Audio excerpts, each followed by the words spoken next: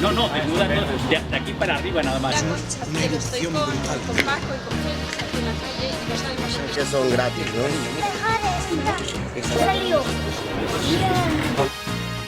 Hey, well, I'm a friendless stranger in the black sedan. Won't you hop inside my car? I got pictures, got candy, I'm a lovable man, and I can take you to the nearest star. I'm your vehicle, baby. En una velada festiva. Esa frase, de una manera, una astucia léxica extraordinaria. La historia, somos mis compañeros de mucho y se lo agradezco mucho por...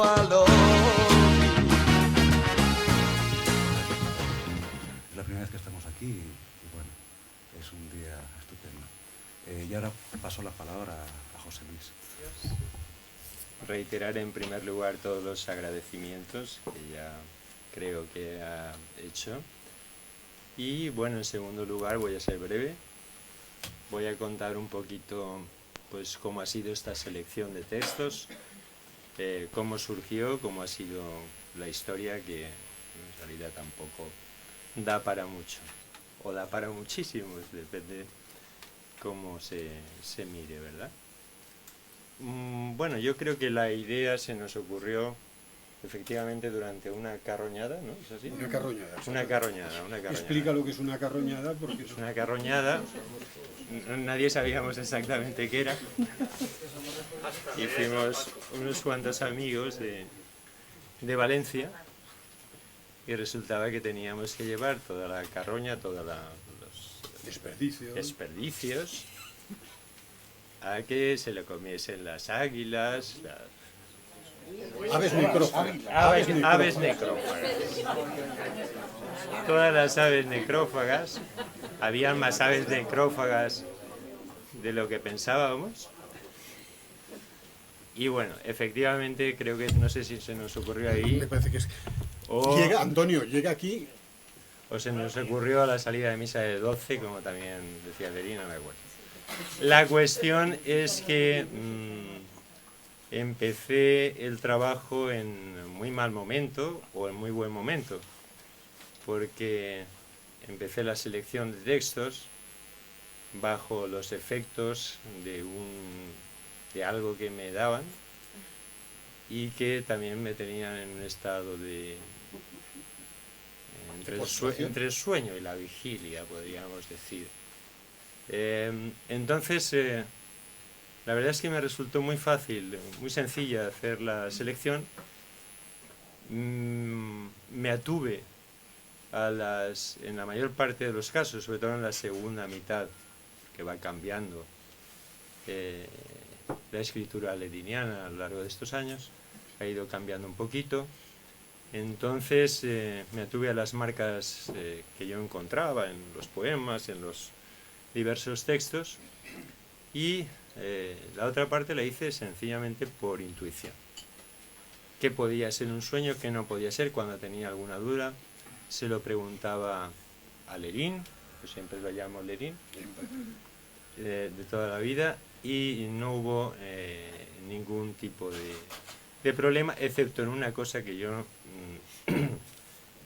he contado hace poco en una entrevista que nos hizo María José Codes, y que efectivamente no me atrevía con bestiario. Con bestiario no me atrevía, me encontraba incapaz, no en ese momento y no solo porque no me encontrase bien o bien del todo, sino porque era un libro que me superaba. Entonces esa selección, esa parte de la selección, corresponde por completo al autor, y esto quiero que quede bien claro. Por lo demás, problemas he encontrado muy pocos. El único problema mío fue hacer el prólogo. Yo no me gustan los libros prologados, y por lo tanto no quería hacer ni mucho menos ¿cómo diría yo? Una especie de repaso a las teorías sobre el sueño, etcétera, sino que puse lo mínimo, intenté escribir lo mínimo para que el lector tuviese acceso comprensible, más o menos, a esos poemas, a esos relatos, a esos textos en definitiva, que es el lector el que tiene que darles sentido y el que tiene que darles cuerpo. Y mi trabajo prácticamente terminó ahí. Sí quité, y quiero decirlo, algunas notas a pie de página, porque tampoco me gustan las notas a pie de página, menos todavía a medida que voy cumpliendo años. En general, no siempre, pero en general son engorrosas, entonces prescindí de ellas. Quizá debí mantener alguna, pero bueno, en definitiva el libro ha quedado como ha quedado y espero que les guste a todos ustedes. Y nada más, no tengo nada más que decir. A ver, Patrick. ¿Qué tal por ahí al fondo? ¿Sí? Bien, por supuesto agradezco su presencia, como mis compañeros ya les han dicho, y se lo agradezco mucho porque estoy fatal. Estoy malísimo. Tengo una engorrosa enfermedad que no se sabe si es resfriado o alergia, o ambas cosas.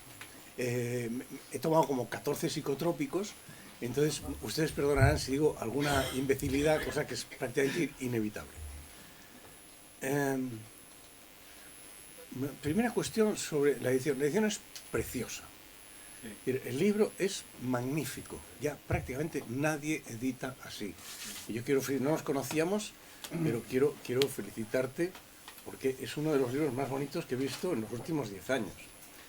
No solo es que esté maravillosamente diseñada, etcétera, es que dentro hay fotografías, pero fotografías de verdad, que además son preciosas, con fotos auténticas de Paco prácticamente a los 2 días de haber nacido y cosas así. Realmente el libro es una preciosidad y tipográficamente es magnífico. En segundo lugar, mi otro colega, la selección es muy buena. Él se escuda en que le ha ayudado mucho Paco, ¿me has dicho o no? Sí, en los momentos en que tenía dudas, sí. Bueno, pues ni con la ayuda de Paco, la selección es muy buena.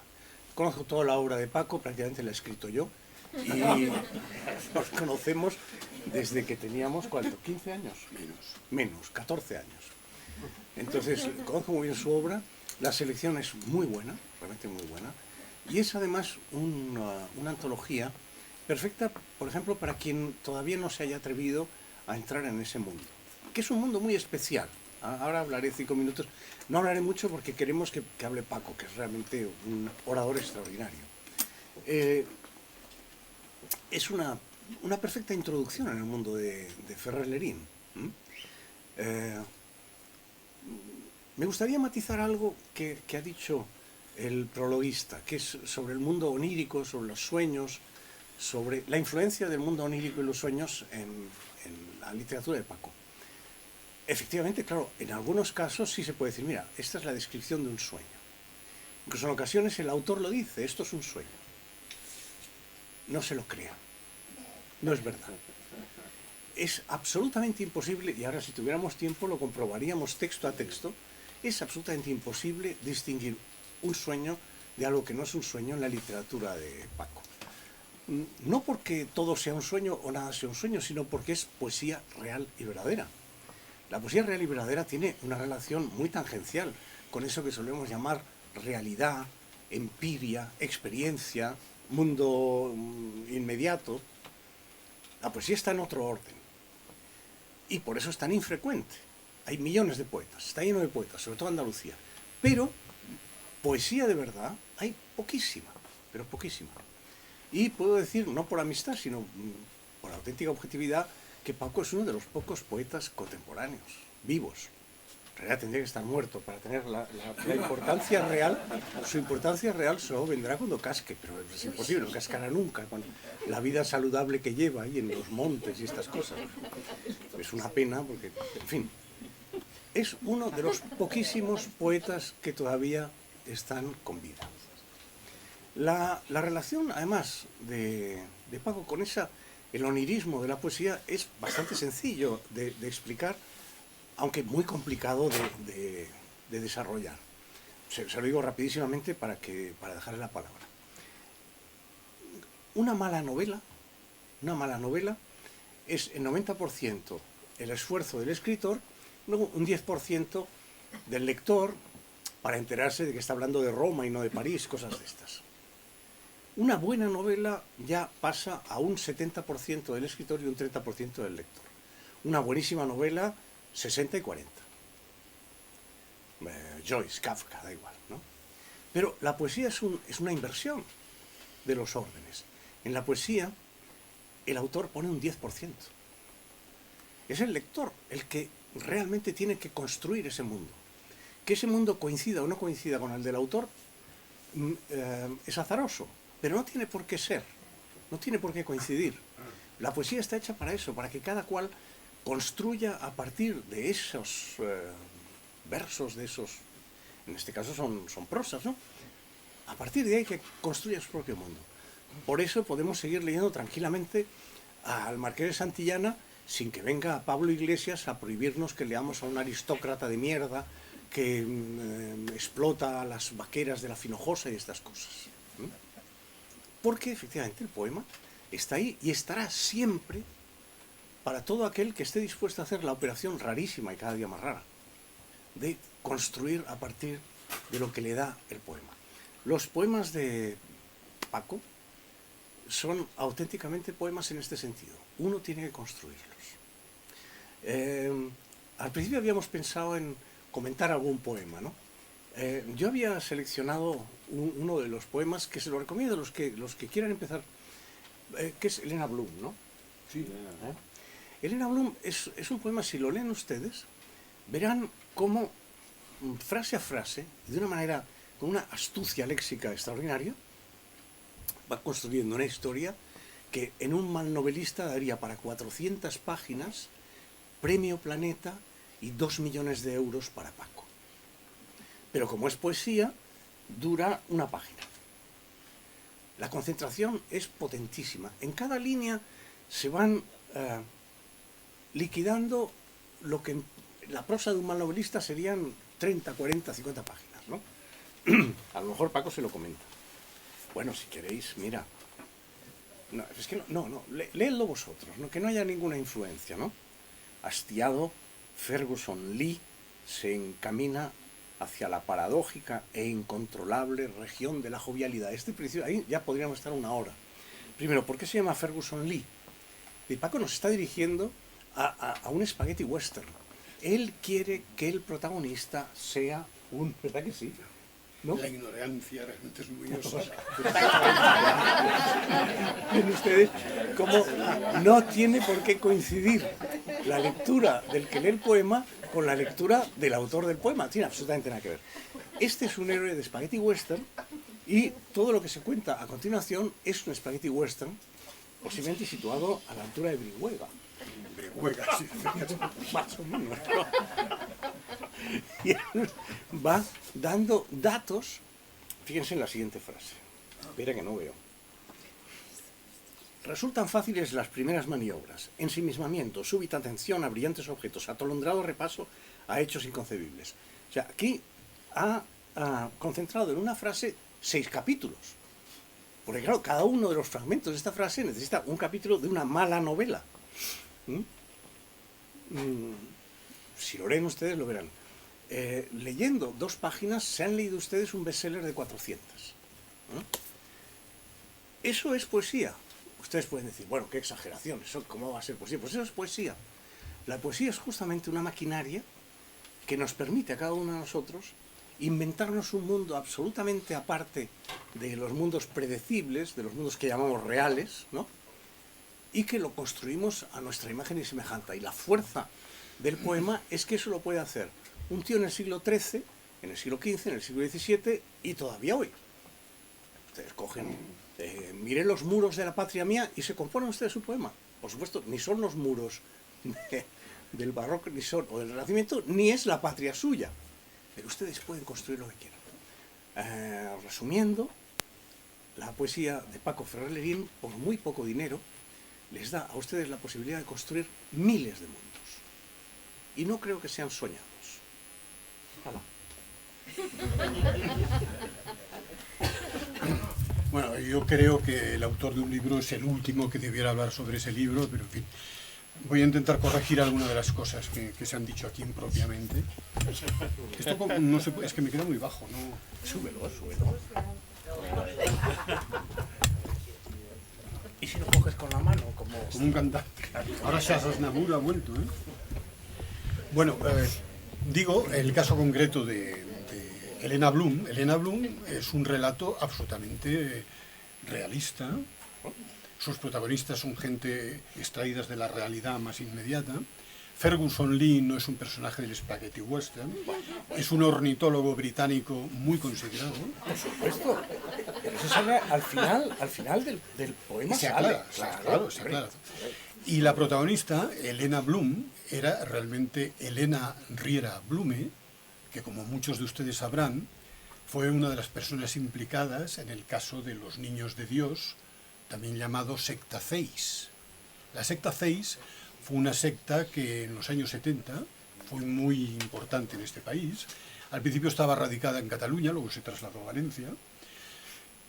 Todos los personajes fueron luego juzgados por los tribunales. El líder del grupo se llamaba Vicente La Piedra Cerda. Y un día, estando yo en el Casino de Jaca, que tú conoces, cuando en el Casino de Jaca se compraba la revista Interview, yo estaba leyendo la revista Interview y en las páginas centrales siempre salía una chica desnuda. Veo una chica desnuda, pasé la página siguiente y como en las películas de dibujos animados, volví otra vez hacia atrás. Digo, esta la conozco. Y era Helena Blume. Helena Blume fue una mujer de vida absolutamente tormentosa, con la que yo nunca tuve esta palabra tan espantosa que hoy en día todo el mundo dice feeling. Pues ese filming, pues ese thinking no lo tuve jamás con esta persona, no sé qué pasó. Sí, algo se interpuso entre nosotros. Pero me refiero que es un personaje extraído de la realidad. Pero no solamente está muy extraído de la realidad en aquellos años, sino que hace aproximadamente unos meses, yo estaba en mi casa, aquí está Concha, mi mujer, suena el teléfono fijo. ¿Quién es? Señor Ferrer, no sé qué se puede poner. Pues yo. Sale una voz de una venerable anciana que se presentó como Conchita Blume. Conchita Blume. Conchita Blume es la madre de Helena Blume. Entonces, la hija está huida, probablemente está en Valencia, y esa mujer... No, es que esa mujer ya absolutamente desesperada, buscando en su casa algo de su hija, que hacía 15 años que no la veía, encuentra un libro, La Hora Oval, un libro que yo publiqué en el año 71, eso que hice un libro de referencia y estas cosas, que estaba dedicado a ella. Entonces, cuando vio mi nombre, buscó en la guía telefónica, me encontró y me llamó. Y me propuso, Concha me iba pegando así con el brazo y dice, cuelga. Me propuso una labor detectivesca, a lo mejor te podría interesar esta a ti, que es localizar a esta persona y llevarla a su casa, volverla otra vez al hogar. Entonces me ofreció una cantidad de dinero relativamente importante. No, es que esto es la realidad, o sea, tú estás hablando de poesía y no sé qué, pero esto es la realidad. Y esto está ahí pendiente. Yo le dije, cuando vaya a Barcelona, porque lo que pasa es que tal como están las cosas en Barcelona no pienso volver, pero si algún día se arreglara todo esto y volviera a Barcelona, iría a casa de Conchita. ¿Yo cuento contigo? Hombre, por supuesto. Bueno, dichas estas cosas y estas frases, me gustaría volver a este libro. Este libro es un libro que, como has dicho y como todo el mundo podrá comprobar, desde un punto de vista editorial es realmente extraordinario. Es un libro cuyo proceso de creación te ha llevado un mes aproximadamente, o poco más. Esto es algo realmente insólito en este país. Si uno vaya a una editorial, o lo que la editorial venga a ti, te proponga una colaboración, un trabajo, y en un mes salga un libro, y que salga un libro como este. Son dos trabajadores, Jessica y Víctor, incansables. No tienen este concepto obrerista de la vida, que hoy en día todo el mundo trabaja, que cualquier trabajador siempre dice, bueno, pero es que esta hora yo ya no trabajo, o que hoy es domingo. Ellos trabajan sea la hora que sea y en cualquier momento. Además lo hacen muy bien. Ahí está Sobelman. Sobelman es un personaje inquietante, no solo por el nombre, ahí está, estampada, que ella es la autora del collage. O sea, que se han dado una conjunción, una serie de elementos que se han conjuntado y ha salido este libro. En cuanto al contenido, el contenido, como ha dicho antes José Luis, es fruto de un trabajo de selección de textos, no aporto con eso nada nuevo, tienen un contenido, todos un denominador común, que podría ser que son todos tienen carácter ornítico, y ahí se puede seguir un poco la trayectoria de lo que es mi escritura. Aquí está Carlos Jiménez Arribas, que hizo una tesis doctoral sobre el poema en prosa, que a mí me incluyó. Él sabrá, lo hemos hablado muchas veces, dónde está el límite de la prosa y del verso. Esto es algo que parece que hoy en día ya está como superado y que todo el mundo ya no se preocupa de estas cosas. Y alguien me dijo que yo esto nunca lo tenía que haber hecho, porque considerar estos poemas en prosa, incluirlos dentro de un volumen, que fueran relatos o microrelatos o algo parecido, era desvirtuar la idea de lo que era realmente originariamente, que podían ser poemas en prosa. ¿Qué opinas, Carlos, de esto? Sigue habiendo poesía, como dice Félix. El hecho de que Elena Blume pues, sea rastreable por un lado no quita lo otro. Ya.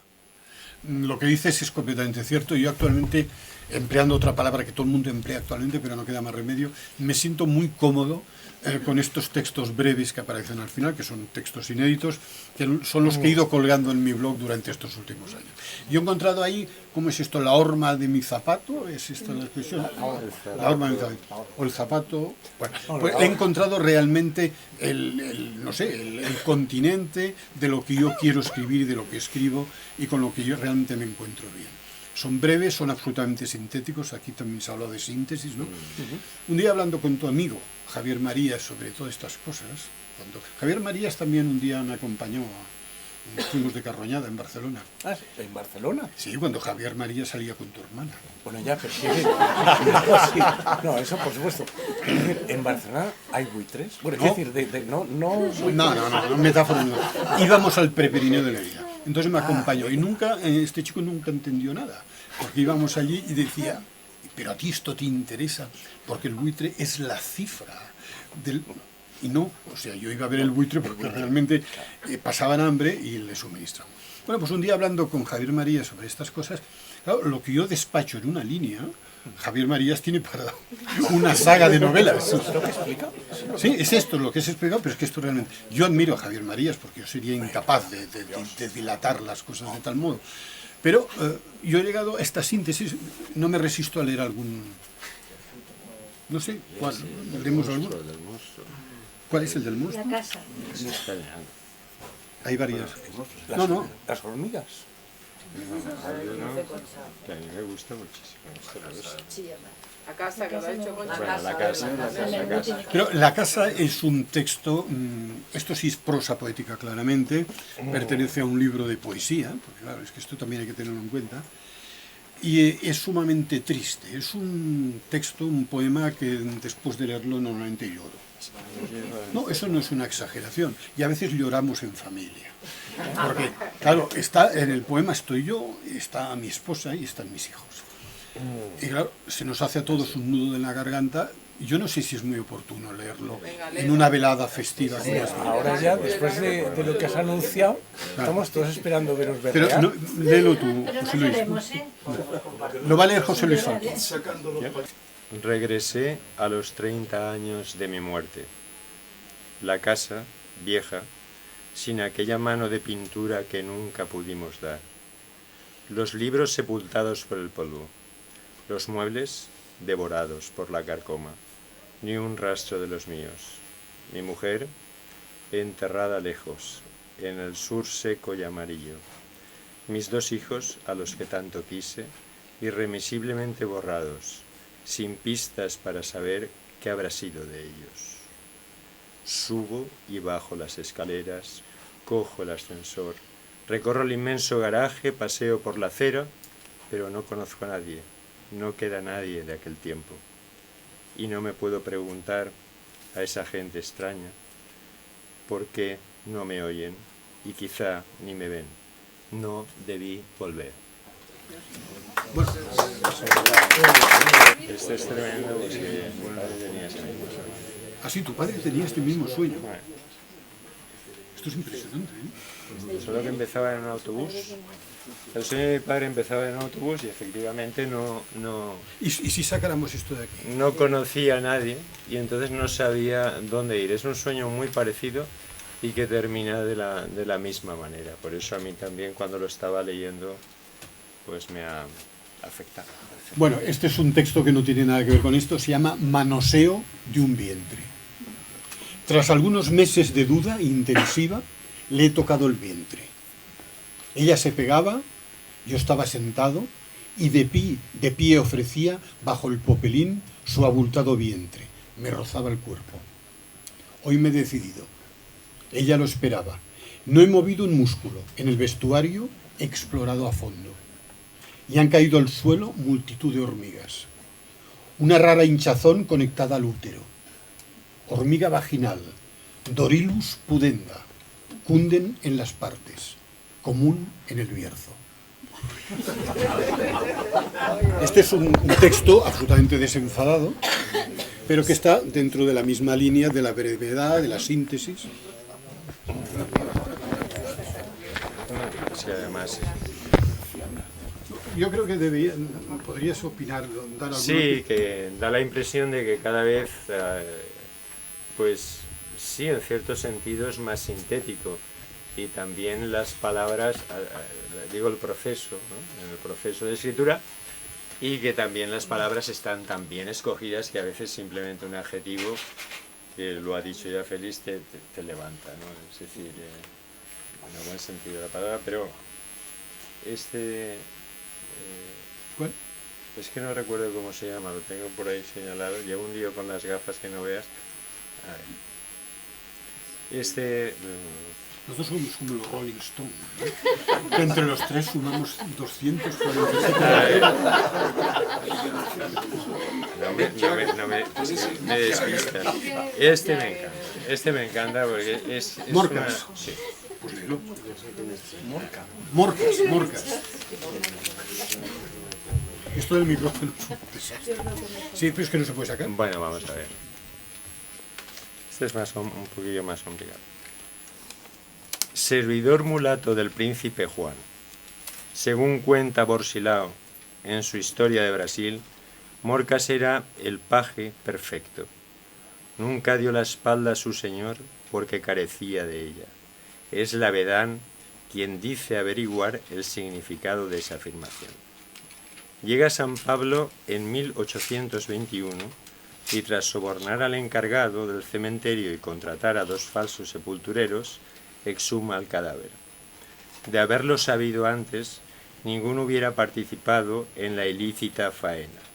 Morcas era doble. Un Morcas pegado a otro Morcas configuraban un individuo de 2 caras. Nunca dio la espalda porque sus espaldas anidaban en su interior, un caso espantoso de auténtica simetría acoplada en siameses. Pero uno de los Morcas, imposible decir cuál, estaba vivo, arrastraba a su hermano putrefacto como un petate deshilachado, y con esos jirones, como a mandobles, atacó hasta matar y arrojar a la fosa a los que él creía enviados del príncipe, quien lo había mandado enterrar en semivida, en cuanto no pudo desempeñar satisfactoriamente el gracioso empleo. Este me parece, bueno, a mí siempre me ha gustado. Me siento muy identificado ¿Por algo de la espalda? Con Morcas. Sí. No llega a la... Sí, que me siento identificado con Morcas. ¿Pero ¿y por qué te sientes? Pobre Morcas. ¿Pero por qué te sientes identificado? Eso lo contaré después. Bueno, pues no sé qué otras cosas se pueden hacer aquí. Sí. Pero la vida también es terrible. O sea, es que... ¿En qué página está la vida? Está muy cercano a lo que estoy. Hay 2 o 3 muy del mismo tono. Tarraque, ¿alguna pregunta? La vida, sí, 107. 107. Ya lo leo si quieres, 107. Este es otro texto realmente casi lúgubre, podríamos decir, ¿no? La vida. La piel ya quebradiza, ni gota de sol, le dijo el médico. Las rodillas machacadas por kilos y kilos de carroña en sacos, cargados a la espalda por duras pendientes. sentado en la silla de ruedas, ante el gran ventanal, que da a la sierra de Onete, donde los milanos reales planean al sol. Y ahora, un grupo de estólidas vacas llevan días pastando en el claro del bosque. Pide ayuda al enfermero, cazador, corrupto, que le facilita el arma. El viejo ornitólogo ajusta los pernos, apoya lento el brazo de trapo. El frío rifle pegado a la cara y dispara. Al amanecer, una nube de buitres cae del cielo sobre la carne vacuna. Vísceras, huesos. Ferrer Lerín cree que sueña. Felicidad olvidada en esta agonía.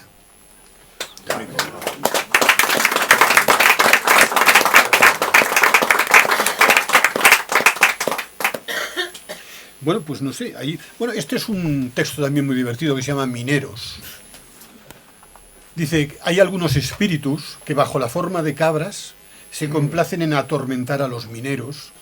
Dícese que aparecen frecuentemente en las minas metálicas y apalean a los que trabajan en ellas.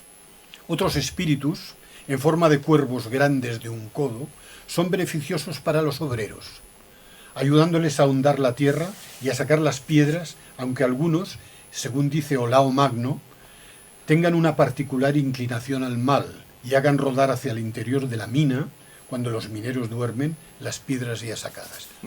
Bueno, esto es un poco lo de Sísifo también, todas estas cosas. Claro. ¿Te parece bien o qué? Sí, no. A ver, di algo, es que sí, exactamente, sí, estoy un poco... Me he adormecido con los psicotrópicos estos que me han dado. Habrán ustedes comprobado, y a mí me alegra mucho lo de la lectura porque siempre es lo más científico. Habrán comprobado que no hay manera de distinguir lo que es un sueño de lo que no es un sueño en la literatura de Paco. Es más, cuando de pronto Paco dice, ahora os voy a explicar este poema, dice, era la jefa de los niños de Jesús de Pamplona que abortó en el colegio mayor de los... Dice, bueno, pero Paco, o sea, es que es mucho peor la realidad, mucho más onírica la realidad que todo lo demás. Yo sí, si hubiera de leer uno, pero no lo leeré porque es muy largo, ¿no? Es uno que se llama Lisa... Lisa en el Pozo. Lisa en el Pozo, que es muy largo, es muy bonito, a mí me gusta mucho. Y es una historia tremenda de alguien que va vigilando, está vigilando porque sabe que unos extraordinarios bichos... Peces. Lampreas, ¿no? No son lisas, lampreas, son lisas, ¿no? Pero se parecen mucho al monstruo de las profundidades de, ¿cómo se llama? El lago Ness. No, que va. La película esta de Sigourney Huevos, que se mete en un submarino, en un barco. Avis, puede ser. Avis, ¿no? Sí. Bueno, pues el bicho es parecido a la Lisa de Paco, solo que da menos miedo. Y entonces alguien está persiguiendo a este bicho, ¿no? Y finalmente lo encuentra efectivamente en un pozo, porque entran desde las marismas, pasan por unas filtraciones subterráneas y acaban apareciendo en los pozos y devorando a los payeses catalanes que se asoman a los pozos. Bueno, entonces este es el poema. Pero la realidad es mucho peor porque es la casa de Alberto Brogi. De Alberto Brogi, claro. Sí. Exactamente. O sea, el Partido Socialista de Cataluña, en aquellos tiempos de esplendor, en su mismo ser. En su mismo ser, exactamente. Toda la gente de Barcelona que tenía los grandes chalés en todos de izquierda, todos los grandes chalés en el Ampurdán, era donde nosotros nos movíamos habitualmente, y entonces descubrieron estos. Sí. Descubrieron, exactamente. Es decir, que la realidad, una vez más, la realidad es mucho más onírica. La Lisa del Pozo del pobre Brogi ha devorado al Partido Socialista entero. En este momento se habrán ustedes dado cuenta de que no queda casi nada ya del Partido Socialista, y todo nace del pozo este de Paco que habíamos ido a visitar. Pues que además, como él venía por el Ampurdán, aquí íbamos a casa, ¿verdad? Y íbamos y tal, y estaba el pozo allí, y él y yo nos dábamos con el codo así, porque nosotros sabíamos que eso estaba allí, ¿no? Bien, lo que quiero decir es que creo que se ha demostrado, esto que les decía a ustedes, que la potencia de la poesía de Paco es justamente porque nos permite darnos cuenta de hasta qué punto nuestra vida es un sueño, y el sueño es nuestra vida, como en la obra de Shakespeare, ¿no? Estamos hechos de esa materia de la que están hechos los sueños, ¿eh? Y esa es la realidad. Y la realidad poética no es otra que la que nos permite ver que efectivamente vivimos en una pura fantasía. Y esa es la fuerza de la poesía, ¿no? Esta historia que se llama Lisa en el pozo, que realmente, como dice Félix, es demasiado largo para leerlo, es realmente una historia fantástica, porque es lo que allí llaman una balsa, que realmente es una alberca, es un depósito de agua circular enorme. Parece ser que hay varias albercas en la zona y que todas están comunicadas subterráneamente con el mar. Entonces las lisas, que son unos peces voraces y agresivos, parece ser que en determinada época del año vienen del mar y por estas conducciones que solamente ellos conocen, pues llegan a estas albercas y entonces están allí establecidos. El antepecho, el pretil de la alberca es muy bajo, lo cual facilita mucho que uno vaya allí para verse su imagen reflejada en el agua. Entonces, pero lo interesante de esto que la payesía local, o sea, los indígenas de la zona, que en el fondo odiaban a los señoritos del Partido Socialista, los van matando. Y para deshacerse de los cadáveres, como esta es una zona donde no hay aves necrófagas, las iban echando dentro de las lisas ahí. Esto que parece una cosa fabulosa y así, esto está sucediendo. Está sucediendo. Y entonces el protagonista del relato tropieza, igual que Malena, que se tuerce el tobillo, no sé qué, queda en un sitio y ve una furgoneta por la noche llena que empieza, y él cree que son cerdos que los echan en, pero no, son todos los del PSC. Claro, los van echando. Y al día siguiente se descubre todo porque esta gente usa perfumes muy caros, ¿te acuerdas? Y no, un olor, hay una cosa que está pasando aquí, Armani, aquí, con las lisas. Pues es lo que dice Félix, o sea, es que la realidad es que no es que nos supere, es que estamos sumergidos. Estamos en ella, claro. Pues no sé qué otras historias se pueden contar, porque claro, todo es tan real que no. Algo que sea ficción total, ¿no? ¿Hay alguno que sea ficción total? Que está muy bien, pero claro, para leerlo, el relato se apoya realmente en una foto, y si no tienen la foto aquí, pues no tiene mucha gracia. El otro día, cuando presentamos este libro en Zaragoza, una de las personas que presentó, que es una artista plástica en este momento en Aragón, que está triunfando, ella hizo unas interpretaciones de las cosas que yo escribo, apoyándose en Google, porque claro, hoy en día cualquier cosa la introduces en Google, y ella creyó que había descubierto realmente la clave de mi poesía, y no ha descubierto absolutamente nada. Aquí, en este texto, por ejemplo, que se llama Instantánea, dice: se ha conseguido captar el momento en que abandono la reunión de los facultativos. Soy el doctor fugaz y formo parte de un sueño. Detalles que pueden parecer secundarios, como el paraguas Conklin, la cazadora de piel comprada en Pamplona y los pantalones de pana modelo Firulete, no lo son en absoluto. Pertenecen con toda seguridad a mi indumentaria de 2006 y 2007. Bueno, no sigue. Pero me refiero que era una interpretación casi literal que hacía esta artista plástica, de buscar pantalones Firulete. Uno busca pantalones Firulete, pues esto es absolutamente inventado, pero es que la palabra Firulete, que yo creía que era mía, resulta que existe. Y es un insulto en México, en una región. Y luego dice el paraguas Conklin. El paraguas Conklin es... hay una saga de cine que a mí me entusiasma, que es la de Jason Bourne, las 3 películas de Jason Bourne, no sé si la conocen, con Matt Damon protagonizándolo, que hay un antes y después del thriller. Después de esto ya no se ha podido hacer absolutamente nada. Bueno, pues uno de los personajes que sale es Conklin, entonces lo pongo aquí. Entonces esta artista plástica buscó Conklin y en vez de salir esto, salió una marca de detergentes en Tegucigalpa. Entonces, te digo que es muy difícil realmente rastrear las cosas y no equivocarse. Dicho de todo esto, hay una cosa que a mí me gusta mucho, esto lo voy a leer, aunque también está apoyado en una fotografía. Se llama Domicilios 20. Esto es una serie que se llaman Domicilios, que he ido publicando en mi blog durante estos últimos años, y este es Domicilios 20. Dice: en ese inmueble, entonces sale la fotografía del inmueble, de aire palestino, perdí parte de mi vida. Llegué, cansado, un atardecer, Quedé dormido y 2 días después desperté de mañana, una mañana cálida, por las manchas de sangre que decoraban buena parte de las sábanas, sangre que goteaba del techo de modo continuado. Pero me gustaba el lugar, lo frecuentaba.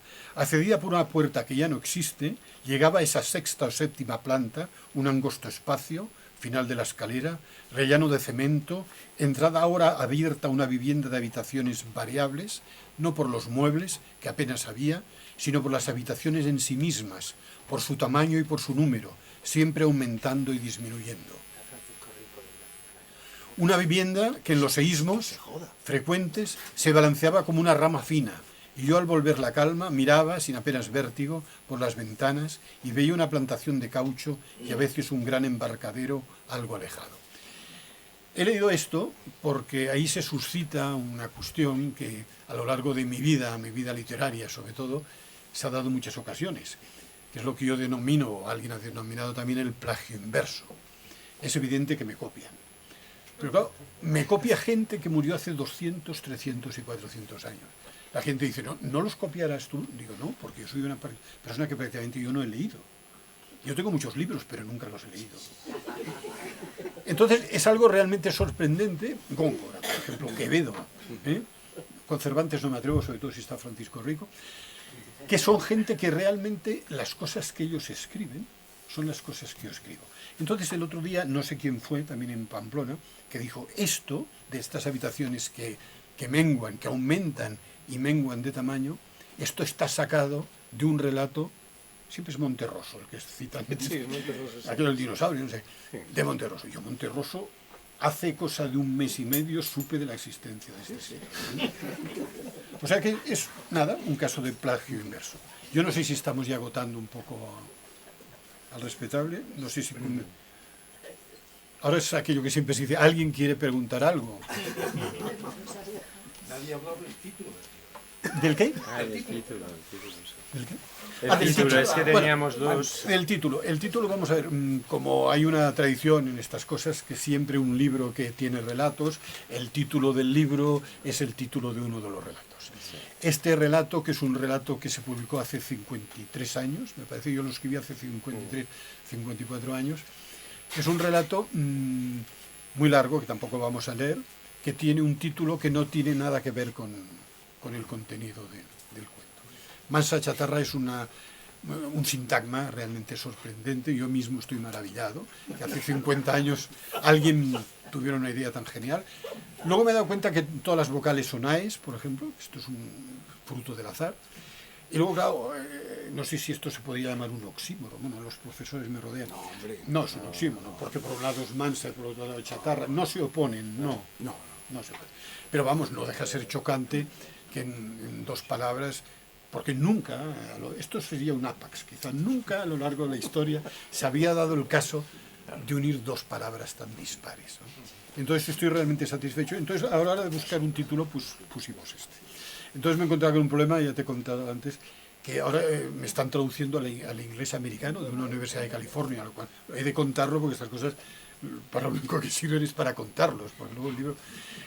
Y entonces el pobre señor que me está traduciendo, que es de Detroit, pues cuando dice, yo voy a también, me gustaría traducir alguna cosa de este libro, y empezó por el título.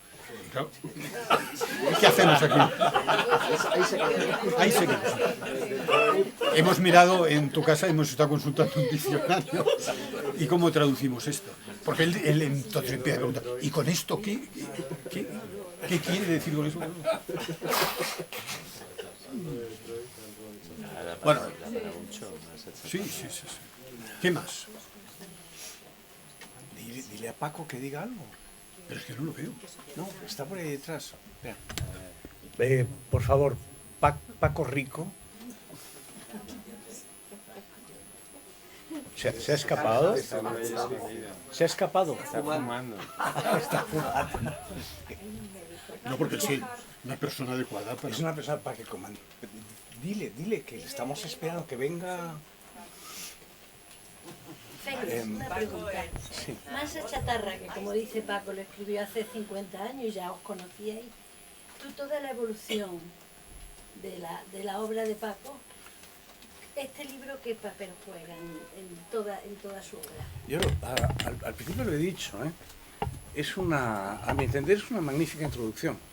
Y claro, es verdad que es más bonito leer libro a libro porque tiene la coherencia de una producción unitaria, ¿no? Pero la antología es perfecta en el sentido de que mucha gente se ha ido perdiendo los libros anteriores, como claro, hay libros, La Hora Oval, imagínate tú, búscala, ¿no? Entonces, esta es una perfecta introducción. Está muy bien hecha la selección, realmente, y toca todos los temas, ¿no?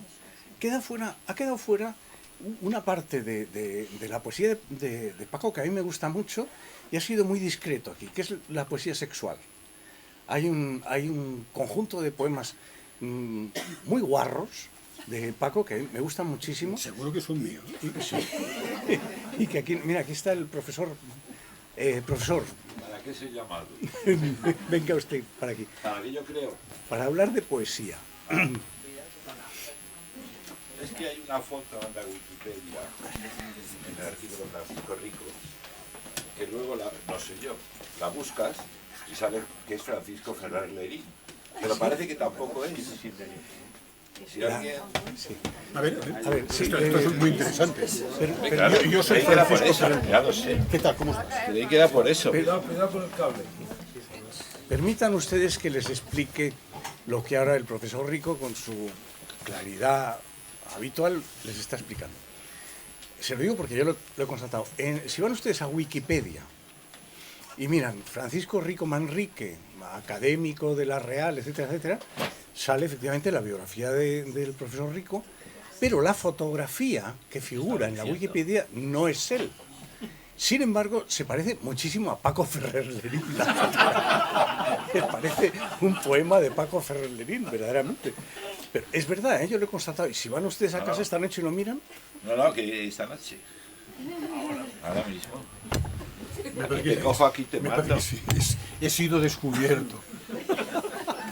Yo forcé. ¿Quién es este señor? Es una foto de una fotógrafa barcelonesa, Cabot, ¿no? Nuria Cabot. Nuria Cabot. Yo a esta persona no le conozco de nada. Yo tampoco. Pero en el crédito de esta fotografía, cuando buscas en Google imágenes, sale que es una foto de Francisco Ferrer Lerín de Nuria Cabot. Sí, sí. ¿Puedo contar una historia? No, por bellísima. Tenga usted, profesor. Que se parece mucho a esto. Hay un verso muy hermoso, me gusta mucho, porque sabes que nunca te he querido. Ese verso, es que esta tarde me ha salido otra vez esta colación, la historia. Ese verso lo cita Valéry Larbaud, como epígrafe de un poema, años 15, 20. Perdón, ¿en castellano o en castellano? Porque sabes que siempre te he querido. Luego aparece, luego lo encuentro de nuevo, en un texto, en verso también, pero revuelto con los versos, de Eugenio Montale. Finalmente lo cita Cyril Connolly, en inglés, pero también en la forma española, porque sabes que siempre te he querido. Ese verso, en cambio, en España no aparece por ningún lado.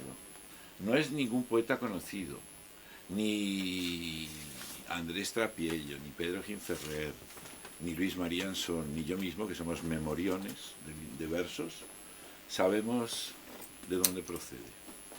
Si alguien lo sabe, me dará una gran satisfacción intelectual.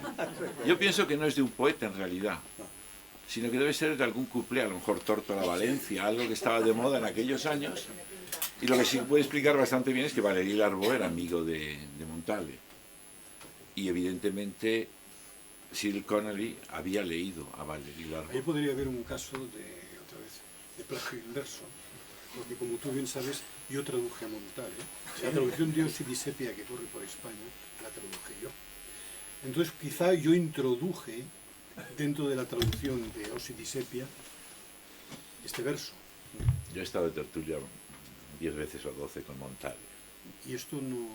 Hablaba poquísimo en la tertulia.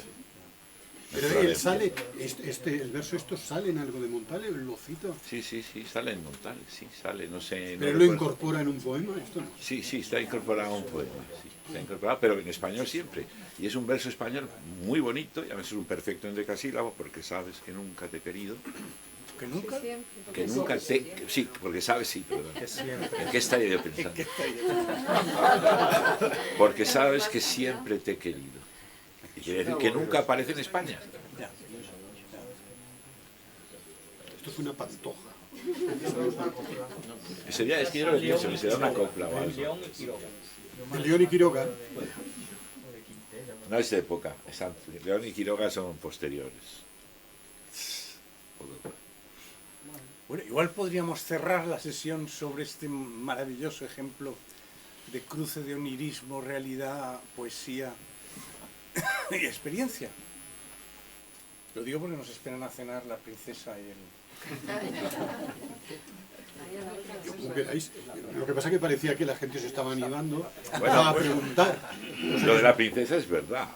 La última vez que yo vi al entonces príncipe, estaba con Eduardo Mendoza en una galería, se nos acerca el príncipe, dice, ¿por qué escribe tan poco Félix en El País? Literalmente. ¿Por qué Félix no escribe últimamente en El País? ¿Y qué dijisteis? Compresamos nuestro estupor. A nosotros nos parecía que escribía demasiado, pero bueno. Pues tu artículo, Félix, del Greco, nos ha dejado a todos, nos ha situado. Magnífico. Me lo dijo ella también, ¿eh? Te lo dijo, no me extraña. Lo tenemos enmarcado. El otro día la vi en la exposición del Greco, la del Prado, la nueva, ¿eh? La que se inauguró hace unos días, estaba yo allí. Entonces, por puro, nos encontramos y nos saludamos, estas cosas, ¿no? ¿Cómo te va? Muy bien, ¿y a ti? Ah, no, a mí también, y tal. Y luego caminaba por allí y era un greco. Era un greco. Era flamígera, altísima, delgadísima, y una cosa vertiginosa. Se ha convertido en un tótem. Bueno, sí, hemos venido aquí a hablar de este libro.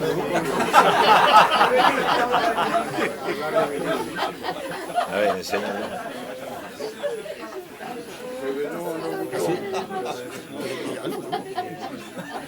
Exactamente, sí. Bueno, pues no sé, ¿alguna pregunta? ¿Algún comentario? ¿Algún insulto? ¿Alguna cosa? Que nos lo estamos pasando muy bien. Un mariquita conocido, a quien llevé una vez, lingüista, no tiene nada que ver, a quien llevé una vez a dar una conferencia en la facultad, una conferencia hispanoamericana. Al acabar la conferencia dice, bueno, ahora pueden ustedes preguntar lo que quieran, menos mi edad. Esta pregunta tiene truco, se puede contar, ¿no? Tiene truco, se puede contar, sí. ¿Empiezo yo? Claro. Bien.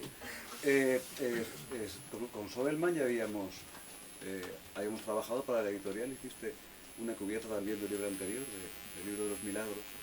Y bueno, hiciste este collage que a mí me gustó muchísimo y lo subí a Facebook como imagen de perfil, ¿no? Yo lo vi y de pronto dije, esto es la cubierta que estaba buscando, y fue así. Me puse en contacto contigo, Sí, le envié un email y él contestó algo así como, me parece preciosa y precisa, ¿no? Que dije, creo que voy bien, por aquí vamos bien, ¿no? Hemos acertado. Fue así, fue así. Es que este libro además tiene un detalle, una cosa. ¿Cómo le llamas esto? ¿Separatas? Sí, claro, sí. No, aquí sale una cosa que está, mi nombre otra vez, y entonces aparece como el animal yegua. O sea... Es muy bonito ese título, sí, ¿verdad? sí, Lo del animal yegua. Me encanta. O sea, tiene recursos. Ajá. Sí, bueno, y dentro hay una serie de textos, ¿no? que recopilaste de diferentes... Es maravilloso, es maravilloso. Ese es un encarte y cuesta casi €1 pegarlo. Cada... No, pero no las arranques. No, pero es para que vean que son fotos. Hay un detalle que es, hay una fotografía, la fotografía tuya que estás con 4 años, que el marco está cortado a la antigua, como se llama, y realmente está cortado con una guillotina de los años 40 porque no encontrábamos otra. El impresor nos consiguió una pequeña de los años 40 y es con lo que se cortaban las fotografías. Víctor, lo que está claro es que esto solamente lo puede hacer una editorial pequeña, artesanal, etcétera, etcétera. Y descerebrada, ¿no? No, Planeta no creo que lo hiciera esto. Pero lo hacemos con mucho cariño. con todo el cariño. No, es buenísimo. Y luego la fotografía, está genial, que está con... Esta no es la foto de Wikipedia. No parece. No está parece. con el artefacto este que es para abortar. Esto se llama el cabezal del sillón de dentista. Es que esto ya lo hemos contado muchas veces. Yo era estudiante de medicina, tercero de medicina, y ayudaba a mi padre. Mi padre tenía una especialidad hoy perdida, esto ya lo sabe, ya lo comenté el otro día, que era, bueno, no sé si contarlo. Adelante. Pero ponte el micro. Bueno, es que quizás mejor que no se oiga mucho. Mi padre era ginecólogo dentista. Ginecólogo dentista. Era una época que había mucha vagina dentada, que la vagina dentada se ha perdido. Tú sabes perfectamente en aquellos que se hablaba de las vaginas dentadas. Que te voy a contar a ti, claro. Y hoy en día, claro, esto no tendría realmente, si viviera mi padre hoy en día, estaría en ruina. Son muchísimas las cosas que se han ido perdiendo estos años. Entonces esta foto es de la época esta. Sí. Yo he reconocido el aparato este. Bueno, el aparato esto es una mente retorcida. Esto es lo que apoyas la cabeza cuando te extraen una muela. Pero, bueno, eso es para disimular, pero en realidad... Bueno, y yo no sé si sea mejor que nos vayamos a dormir. ¿Algo más? Por estas zonas ahí. Temas sexuales que tú has apuntado, que esto gusta mucho a la gente. Yo compré ayer en el FNAC de Sevilla una película de Jess Franco remasterizada y retornada a sus orígenes, que debe ser maravillosa. Es un campo de concentración de mujeres donde son obligadas a prostituirse y a las que ponen reparos las decapitan. Eso cuenta la carátula, debe ser maravillosa. Javier Marías, no sé si la conoce, pero con la admiración que tiene a su tío, he dicho que es de Jesús Franco, no de Jess Franco.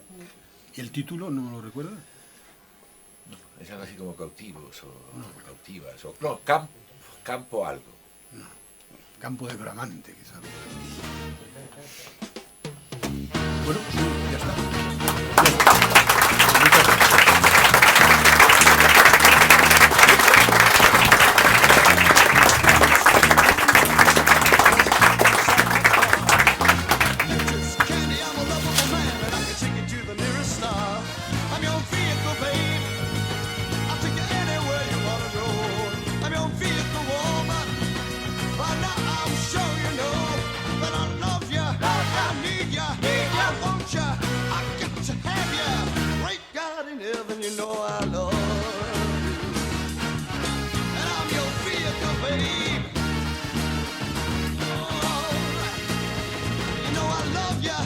I need ya, I want